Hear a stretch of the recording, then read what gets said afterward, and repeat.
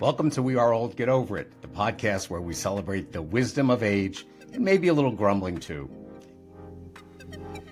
Okay. And that just means that we're on, okay? All right. All right. So, okay, Karen, you ready? I'm ready. Ready as I'll ever be. Oh, all right.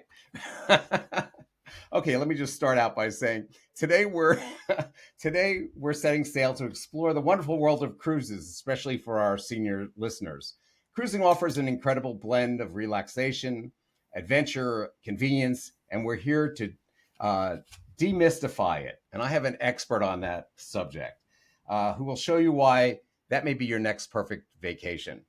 So I'm going to introduce, she's not old, but she's an old friend, Karen Berger, who you've been with Preferred Travel for how long? 15 years. 15 years. It seems like longer than that when we first started with you way back. Well, I've been at other agencies through the years. I've actually been doing this for 45 years. Yeah, wow. You're not that old, come on. The industry has certainly changed a lot. Yeah. And Karen showed me her list of where she's going to be flying in the next 3 weeks. No, month? 3 months. 3 months.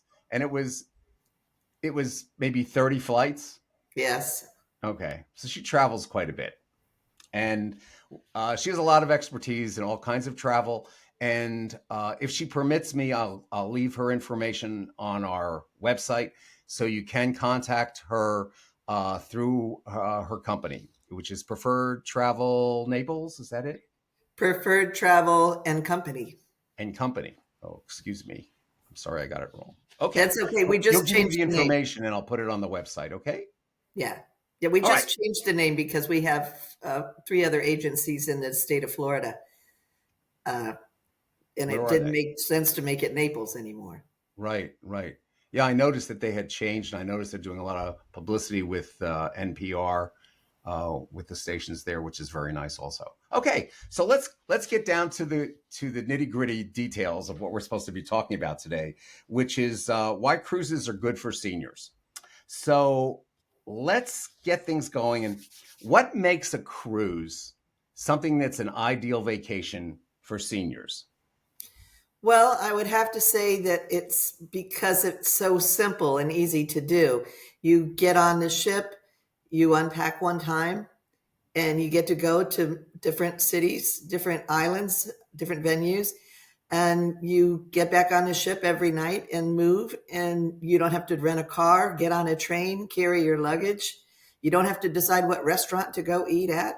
You can, though you might have to decide which restaurant on board the ship, depending on the cruise line.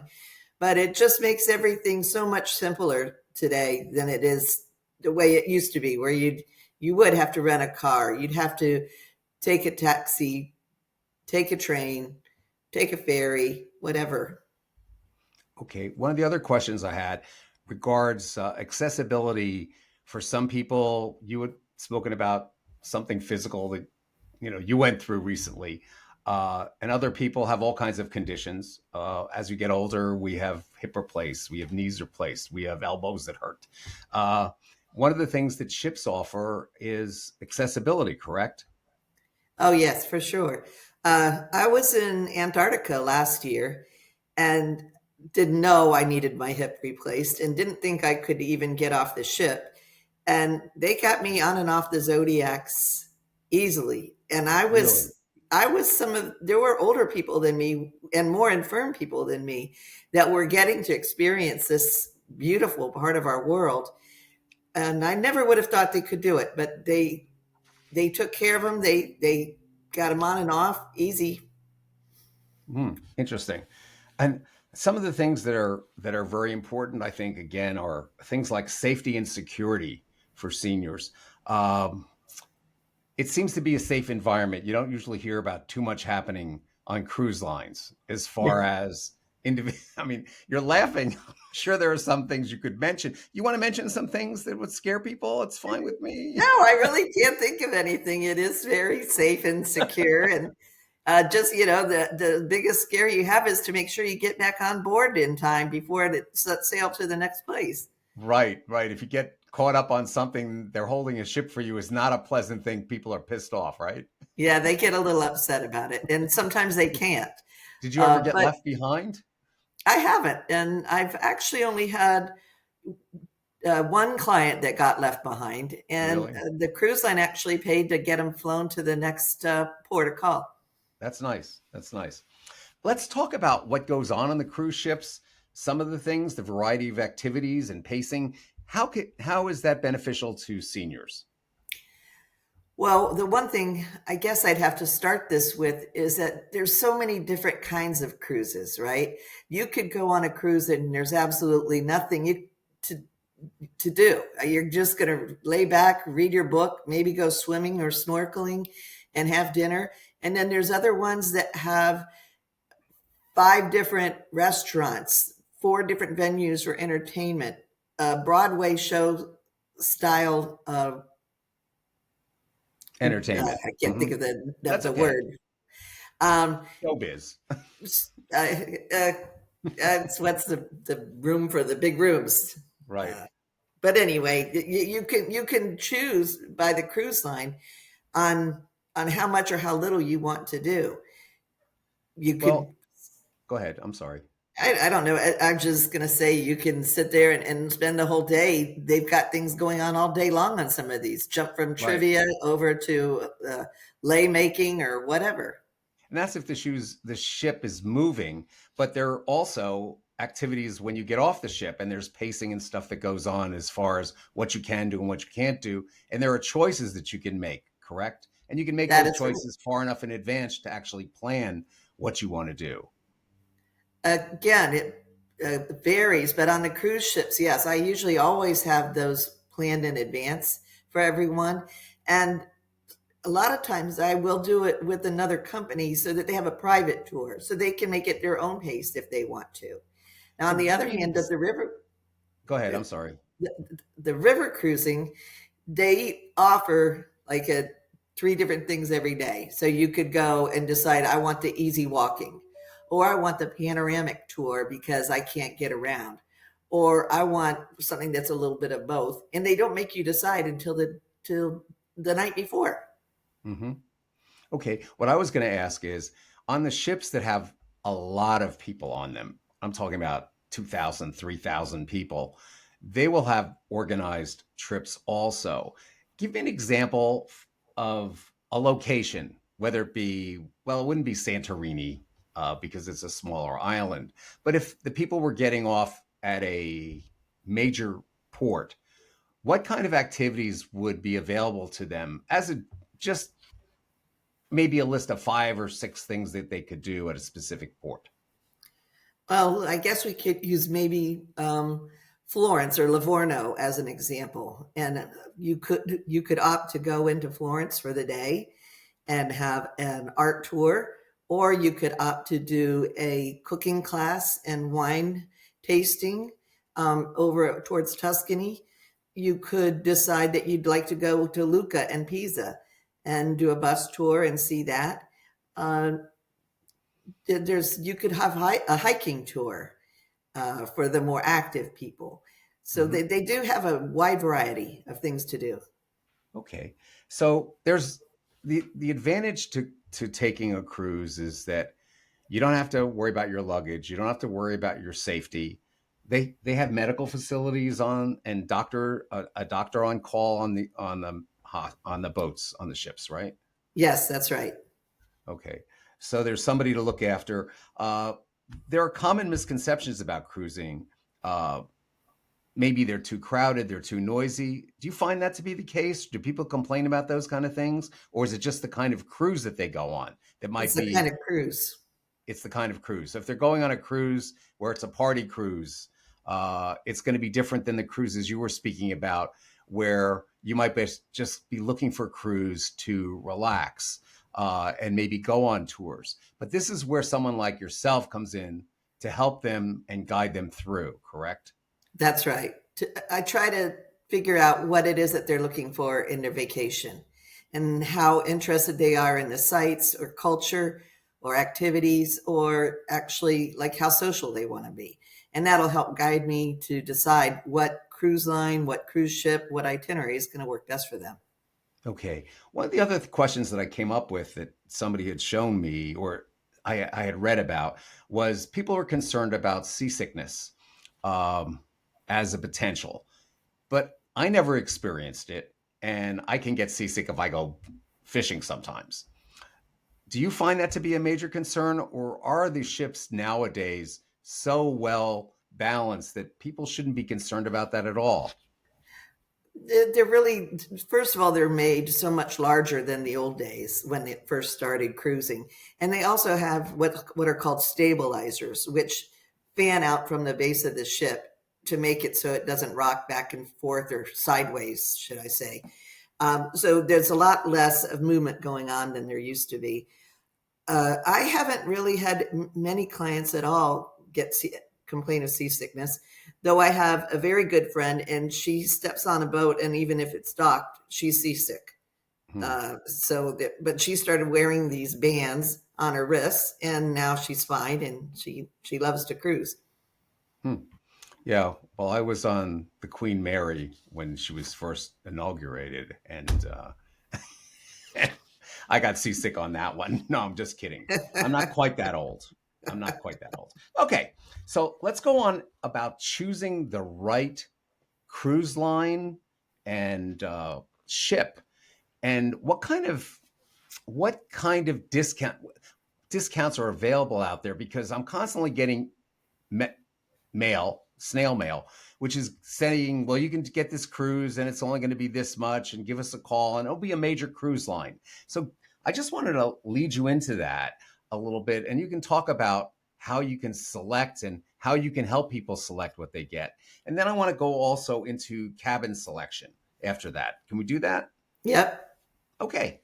So it's all yours. Oh, goodness. Okay. So I'm trying to think this through real quick. That's okay. What was it I was supposed to start with? Okay, let's talk about the right kind of cruise for people. How do you help them choose a cruise? Well, I would first of all figure out what their budget is to a certain degree, and that's not fair, because I know anybody, if I say, how much money do you want to spend, nobody really knows how much money they want to spend, unless they're really hard and fast. But I try to get an idea of what they've done before. Like, when you go on vacation, do you stay at a Ritz Carlton, or are you staying at the Holiday Inn Express? So I get an idea of what quality of cruise that they might want to do. Um, then I figure out, I try to figure out what interests them. I have some people that they don't ever want to go to a city. They don't ever want to go to art museums. They really don't care about history. They just want to go for beauty and scenery. And so that helps decide where they might want to go.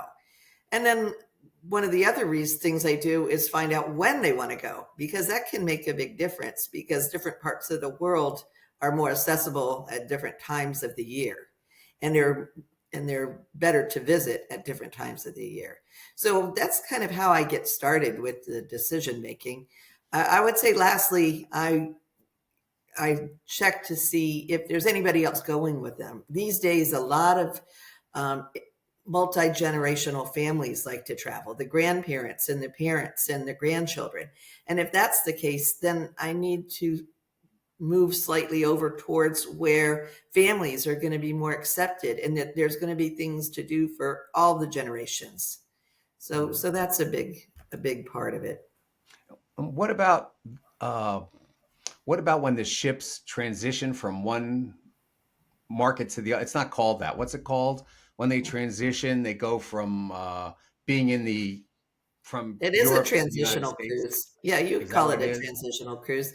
Yeah, Yeah. like a lot of them mainly are if you're going from, maybe they were in the Caribbean all winter long, but now they're going to go and take their boat over to Europe for the summer.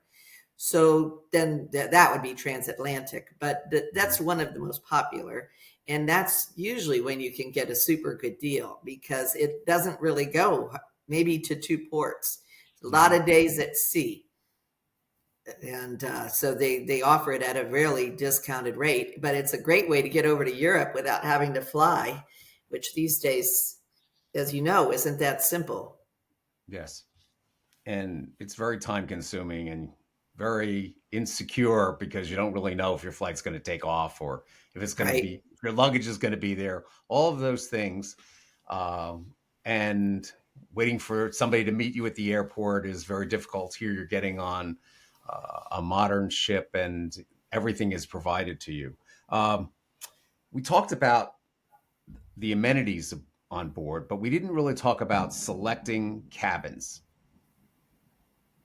And the thunder is just my sound effects. If you hear thunder, that's my sound effects because we're on a cruise ship and we're out in the middle of the ocean right now, you and I. So we're going to just sway back and forth a little bit. Okay, I'm sorry. Go ahead. So No, cabin no, but selection. Let's talk you've about got it that. right. The most people, or how I would try to get most people, especially the first time cruiser, would be to be in the middle of the ship, in the middle of the ship. Not Okay. too high, not too low, not too far forward, not too far back. That's where the premium cabins are, as far as the price is higher. And the farther forward you go, the less expensive it is. The farther back you go, the less expensive it is. The lower you are, the less expensive it is. Though the higher you are, it usually tends to get more expensive because then you've got better view. And the surprisingly enough, a lot of the larger suites are farther forward at the very front of the ship, and they get because then they have a full balcony all the way around their suite, and to the back where you get a beautiful rear view, and again a larger balcony. So that's in a nutshell how you pick the cabins, but it starts out that and the size, and the smaller the less expensive, the Okay. larger it's going to get more expensive. I understand. The first cruise that I went on, we were in a cabin with no windows. That was a one time experience that I will never repeat. Let's talk about that a little bit. Yeah, it's hard to tell what time it is, isn't it? What time it is, what day it is, What's everything. the weather like outside? You got Yeah. to make somebody scurry Where out are there in we? their pajamas. But the ships do have cabins without views, without balconies, without windows. Hmm. If you are interested in getting a good night's sleep, I guess you should be in the middle of a ship in one of those rooms because nobody's going to bother you. Yeah, you don't. It's Just just as quiet as can be. That's where I usually throw the grandchildren. there you go. That's a good one. That's a good idea. But the thing is that that is also less expensive if people want to experience cruising. That may be the least expensive way to actually get a good cabin. Is that correct? That's In correct. those spaces. Okay. And then we discussed briefly the point about help on the ship as far as medical help because people do trip. Uh, they do one of the things that I read quite a bit about is you make sure that they have a list of all their prescriptions and take it with them, their prescriptions, because the ship is not a pharmacy. Uh, Exactly right. And so most countries that you go to aren't going to have the same type of medicines that you have. Uh, and to try to refill a prescription is pretty difficult. So it's important then to make sure that you carry those things with you, as well as make sure your ID is with you. Are there safes? I think there's safes in every room, aren't there? There are Yeah. safes in every room. So there's security there. Um, so the medical considerations, and then let's talk about travel insurance for a moment, because obviously, as you get older, things happen, and do you recommend taking travel insurance for I these trips highly or any of the recommend. trips that you have? I highly recommend taking travel insurance. I've had too many people get caught without insurance and losing a lot of money, and it's a very very sad situation, and I don't want anybody to have to face that. It's I had a fellow and he kept couldn't decide if he wanted the insurance, and he kept thinking about it, and I'd call him and I'd say, well, did you think about it? And he goes, no, I can't decide yet, call me back next week. Well, I did that 3 times, and after 3 times I'm going to leave you alone. That's your decision. And that's what I told him. He goes, yeah, I'm still thinking about it. And then about a week later, he calls me up. He's a good client, I have to say. So he calls me up. He goes, Karen, is it too late to get insurance? And I'm like, no, why? He goes, well, I fell out of my duck blind. I'm in the hospital and I broke my back. And I go, yeah, it's too late to get your insurance. Not ever would have thought that you would something like that would happen, but you don't know what Yeah, could happen. exactly. And And the he, older you get, the odds are that something could go wrong, yeah, and you really should think more about the insurance. it's really We've been a important. little, Peggy and I have been a little negligent on that aspect of it as far as our air travel. So I said, listen, you're going no matter what. And air travel, at least these days, isn't so bad because you can use a ticket to somewhere else to go somewhere Yes. else. Hmm. But even then, people book so far in advance. Like you'll book almost a year in advance for some trips for cruises, Yes. and your air too. You want to get it right, as soon as you can get it because there's not many flights. And the airlines will hold you to it that the airline ticket's only good for 1 year from the day you bought it. So if you Right. have to cancel at the last minute, you don't have much time left to be able to rebook it. So Hmm. yeah, I understand. insurance is important. And also just to know that insurance, most insurance, cancellation insurance also has a medical factor to it. So most of us over the age of 65 are on Medicare, and Medicare doesn't cover you overseas. And so it's another level of safety that if something happens to you while you're abroad and you have to go in a hospital, your insurance is going to be covered by that policy itself. You don't have to hit a deductible. You don't have to apply to this or make a claim here. It's straightforward. You make the claim and you get your money back. Interesting. Yeah. One of the other things that's important that you didn't mention, and I didn't mention, but I'm going to say it now, even though you divorced me many years ago as a client.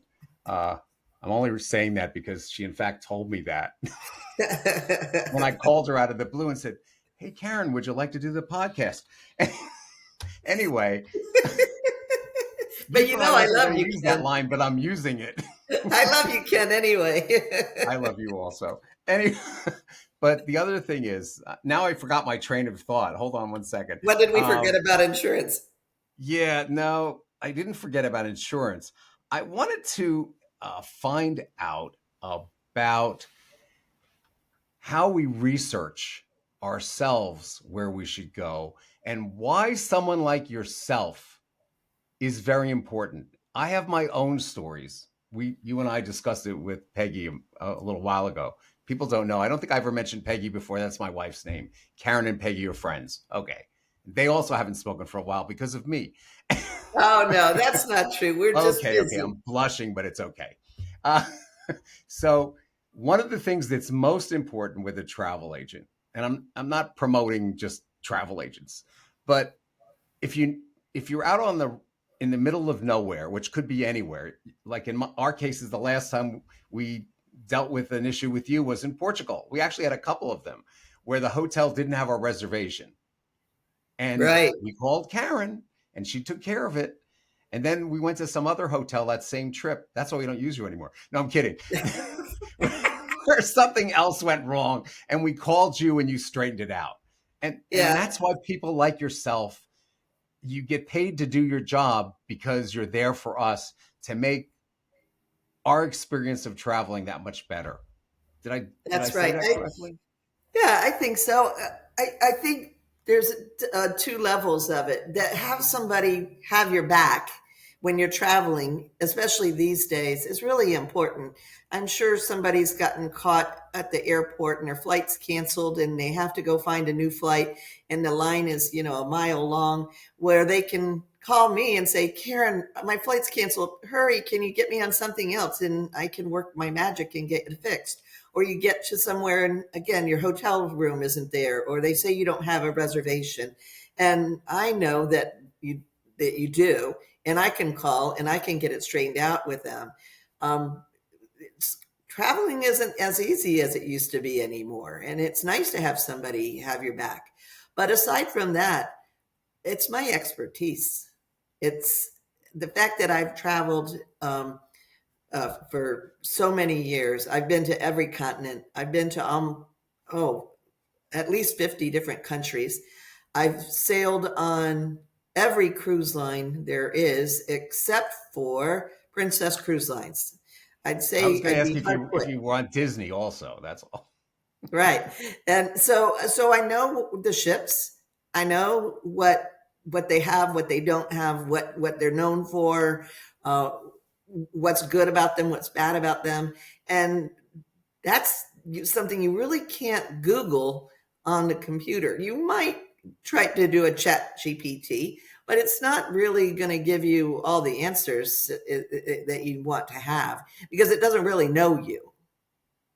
Well, also going back to what we just spoke about, there ChatGPT or any of the other AI systems are not going to be there when you need help. Yeah, exactly. And a human will be, especially someone who has expertise and knows how to work the system and is looking out for you, which is what you've done for me before our divorce. So I'm going to go through after we finish. I'm just going to stay on, and I'm going to mention some of the cruise lines that are out there for the guests, because most of our people are that are listening to the podcast are in the United States. So I'm going to mention a bunch of the airlines and excuse me, a bunch of the cruise lines, and just say what they are, knowing that all of these cruise lines are readily available online. But again, you're going to be better off if you speak to a professional because they're going to bail you out when you need it. Yes. And And it you could know actually what's happen that nice? like somebody like me might actually have to be bailed out. Yeah, you're not alone. I failed out plenty of people. But what's also nice is like if you call me and say, Karen, I want to go to Greece. I want to take a cruise to Greece. I want to go in June. I want it to be a really nice cruise line. Can you help me out? Okay, well, I can go in through my system and I know the lines that I think should work for you. And I know that maybe you want to definitely go see roads.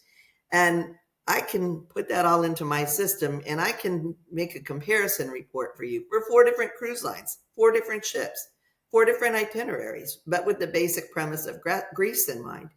And then you just quit. You manage to save hours and hours of time legging through trying to find every cruise line that goes to Greece. It's just really, that's a really important thing that we have and are able to help with. And also these cruise lines, if you went direct to the cruise line and booked a cruise, it's going to cost you the exact same cost as it does if you went through me. But if you also go through me, we belong to a consortia, and a lot of agencies do. A lot of them do, just so I'm not just me. But we belong to a consortia, and on different sailings, on different cruise ships, we're going to have the option where they're giving us a free car and driver at one of the ports of call if you book through Preferred Travel and Company, or again, another agency that is part of Signature Travel Network or some of the other ones. There's a couple different networks, but that's a really nice bonus. It's either that or a shipboard credit, or maybe we have a group on that sailing, and so we actually have a better price range for it. So there's a lot of good reasons to use a travel agent.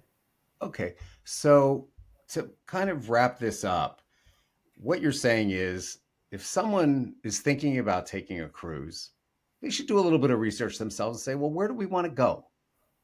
And once they have, I guess, that basic information of where they want to go, they could go there and find out how to do it themselves. But it doesn't cost them anything more to go to a travel agent with 40 years experience. You're not that old though. 40 years experience or someone else that they have that would be able to take care of them.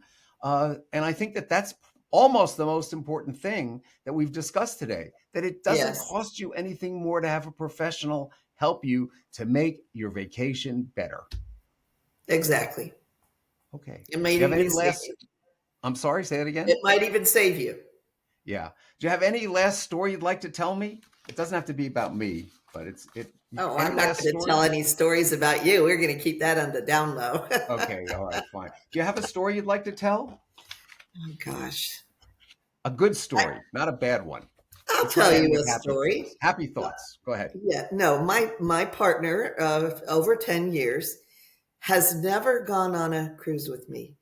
I would could not convince him to go anywhere with me if there was a mention of a boat. And I finally was like, this is it. I'm going to divorce you if you don't go on a cruise with me. And he said, all right, kicking and screaming. I took him on a river cruise just about 2 weeks ago. Really? And he was like, I said, don't worry, they got Wi Fi. You can still keep track of your sports. You can talk to your work people.